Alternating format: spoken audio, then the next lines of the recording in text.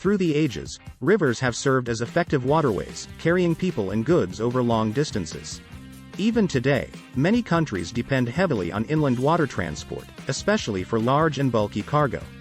As it is cheaper, more reliable and less polluting than transporting goods by road or rail. India has yet to fully develop this cheaper and greener mode of transportation.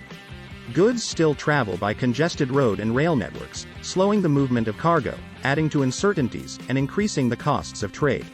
So much so that logistics costs in India are estimated to account for as much as 18% of the country's GDP. Until about 100 years ago, the Ganga River, too, was a busy waterway. But with the coming of the railways, this watercourse fell into disuse. The Government of India is now reviving the Ganga watercourse, known as National Waterway 1, to ferry cargo from the eastern seaport of Haldia to Varanasi, some 1,360 kilometers inland. The waterway has the potential to emerge as the leading logistics artery for northern India. The waterway's stretch between Kolkata and Delhi passes through one of India's most densely populated areas. A sizable 40% of all India's traded goods either originate from this resource-rich region or are destined for its teeming markets. While the region is estimated to generate about 370 million tons of freight annually, only a tiny fraction of this, about 5 million tons, currently travels by water. Currently, cargo from the Gangetic states of Bihar and Uttar Pradesh takes circuitous land routes to reach the seaports of Mumbai in Maharashtra and Kandla in Gujarat, rather than going to the much closer port at Kolkata. The development will help these states direct some of their freight to the Kolkata-Haldia complex, making the movement of freight more reliable and reducing logistics costs significantly.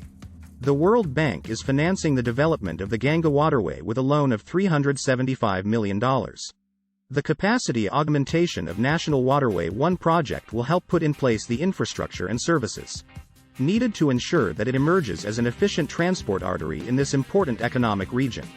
Once operational, the waterway will form part of the larger multimodal transport network being planned along the river. It will link up with the eastern dedicated rail freight corridor, as well as with the area's existing network of highways. This web of water, road and rail arteries will help the region's industries and manufacturing units switch seamlessly between different modes of transport as they send their goods to markets in India and abroad. Farmers in the agriculturally rich Gangetic Plain will also benefit, as the waterway opens up markets further afield. Setting up navigational infrastructure. Since the absence of essential infrastructure such as cargo terminals and jetties has been one of the reasons for the slow development of water transport in the region. The project will help establish 6 multimodal freight terminals, at Varanasi, Gazipur, Kalugat, Sahibganj, Triveni and Haldia. In addition, 5 new roll-on roll-off RORO crossings at different locations will help trucks and other vehicles transfer from road to river and vice versa.